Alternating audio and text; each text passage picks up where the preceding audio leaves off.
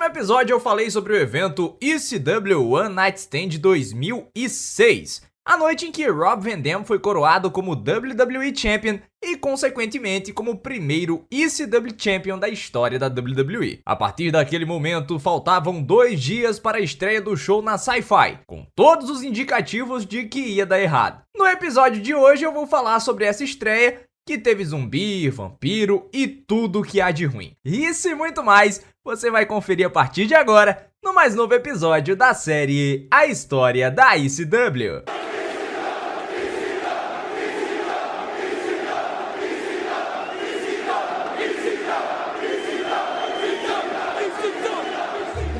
A expectativa da Sci-Fi no campo da audiência não era das maiores, nem mesmo da WWE. Quando a ECW conseguiu um contrato com a TNN, ainda na época que era uma empresa, eles conseguiam no máximo 1.16 ali de audiência. Detalhe, não é a mesma escala de audiência que a gente usa aqui no Brasil, é a escala Nielsen. Como comparativo, a média de audiência diária da Sci-Fi era de 0.75 e eles esperavam algo próximo de 1.4, o que já seria muito, mas muito acima da média. Então, quando os números daquela noite de 13 de junho saíram, a surpresa geral foi inevitável. 3.310.000 pessoas assistiram à estreia da ECW, o que corresponde a 2.79 na escala Nielsen. Todo o hype feito durante o Raw acabou trazendo resultados, inclusive porque eles prometeram a aparição do John Cena e do Edge. Esse número é a clássica faca de 2 gumes, porque ele pode ser visto como algo bom e como algo ruim, porque afinal mais de 3 milhões de pessoas assistiram ao show da WWE ECW num horário praticamente morto na Sci-Fi, enfrentando o terceiro jogo da final da NBA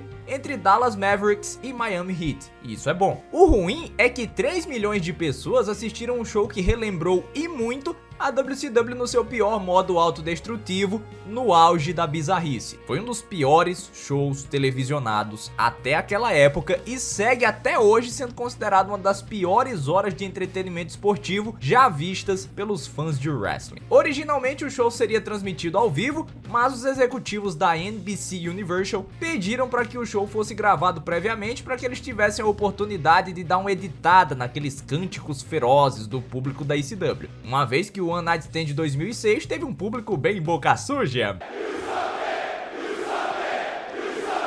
Só que não precisava, porque o que nós vimos foi o público de Trenton, em Nova Jersey, completamente desinteressado no show. Vez ou outra que eles puxavam um cântico de ECW, mas nada muito além disso. O próprio Joey Styles, antes de tudo começar, pediu para o público ser educado, porque tinha uma grande quantidade de crianças naquela noite. Eu disse no episódio passado que o One Night Stand 2006 trazia a esperança de uma ressurreição, mas o show na estreia da Sci-Fi acabou indo completamente na contramão, porque os lutadores originais da ECW acabaram parecendo muito inferiores em comparação com as estrelas estabelecidas da WWE, principalmente usando a reação do público como um termômetro. Eles estavam ali principalmente para ver o SmackDown, que ia acontecer depois do show da ECW. O público fiel da empresa ECW não estava presente em maioria. Vamos dizer que dos 5 mil que estavam presentes, uns 500 se empolgavam com aqueles requintes de ECW e o resto eram crianças que se animavam com aquilo que elas conheciam: John Cena, Edge, Kurt Angle e afins. Ficou claro já na primeira noite de gravação que os shows não se conectavam de forma nenhuma.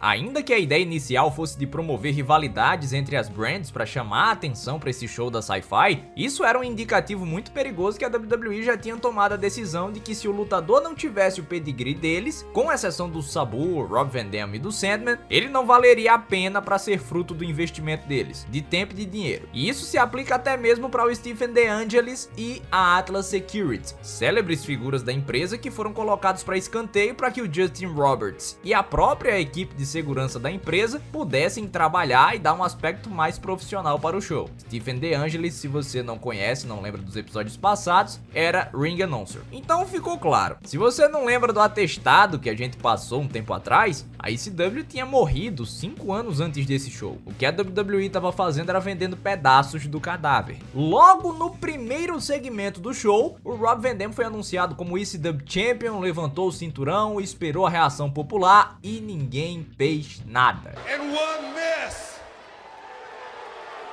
O público só veio acordar quando o Edge entrou no ringue com a lira, fez uma promo, atacou o Rob Van Dam e iniciou uma grande confusão que culminou na aparição do John Cena. O ponto alto desse segmento é que o John Cena deu um soco no Paul Heyman e isso tirou uma das melhores reações do público naquela noite.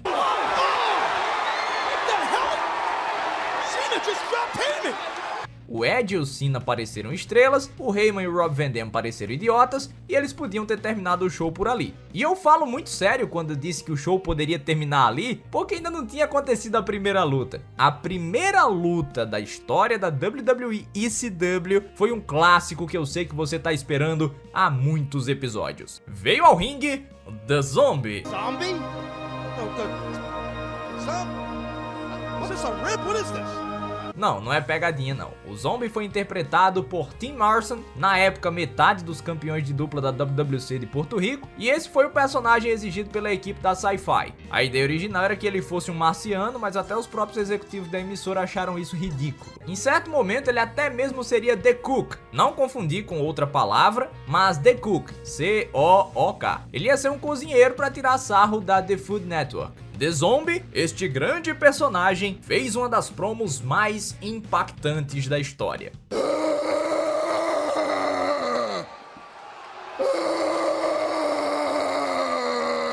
That's riveting right there. What the hell is this guy about? This is laughable. Ai meu Deus do céu, por que pediram pra eu continuar com essa série? Sandman apareceu, ninguém ligou muito porque ele tava com a música toda genérica, fez todo o ato dele lá de descer pelo público, tudo que ele sempre fazia, só que tirando o cigarro, não deixaram ele entrar fumando cigarro. A palhaçada acabou em menos de 20 segundos, ele ganhou a luta, muito parecido com o que ele fez no One Night Stand, só que você troca o Eugene por um personagem muito melhor.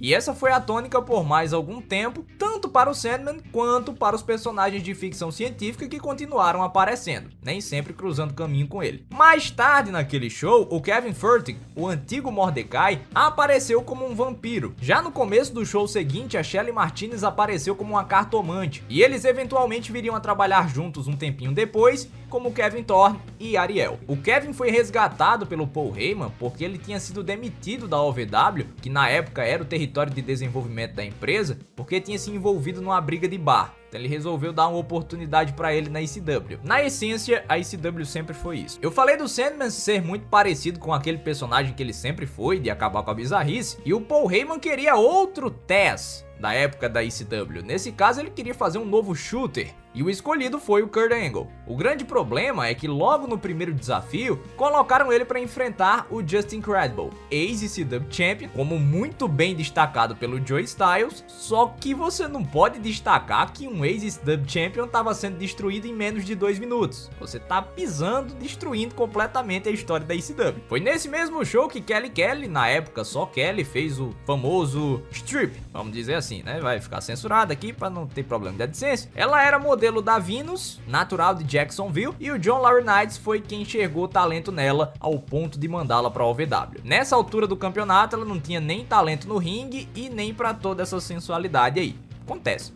Ladies and gentlemen, please welcome Kelly! Foi bizarro porque eu ainda tô falando do mesmo show em que o Joey Styles, antes de começar, pediu para o público pegar leve por causa das crianças. Isso rendeu uma crescida na audiência, na primeira semana acabou subindo a audiência no decorrer do show, e essa história evoluiu para a estreia do Mike Knox, o namorado ciumento que começou a impedir esses shows de exibicionismo. Uma versão moderna do Mark Miro com a Sable. O main event do show foi bastante simbólico porque foi a primeira Extreme Battle Royal. Para quem queria se vender como futurista, eles fizeram basicamente o hardcore indie de 1996. Placa, lata batendo na cabeça, aquele barulhão, enquanto o Big Show destruía todo lutador da ECW sozinho. Ele só vendeu golpes para o Tommy Dreamer e bem precariamente. Na última eliminação, o Big Guido segurou na mão dele, tentaram fazer uma versão moderna de Sid Vicious e Hulk Hogan no Royal Rumble de 1992, então o Sabu montou uma cadeira, pegou outra cadeira, deu uma cadeirada no Big Show e eliminou ele para se tornar o adversário do John Cena no Vengeance 2006. O Sabu acabou surpreendendo Vince McMahon nessa época, porque ele estava com uma atitude totalmente diferente e ele acabou realmente ganhando pontos e estava prestes a se tornar uma das figuras respeitadas oriundas da ECW.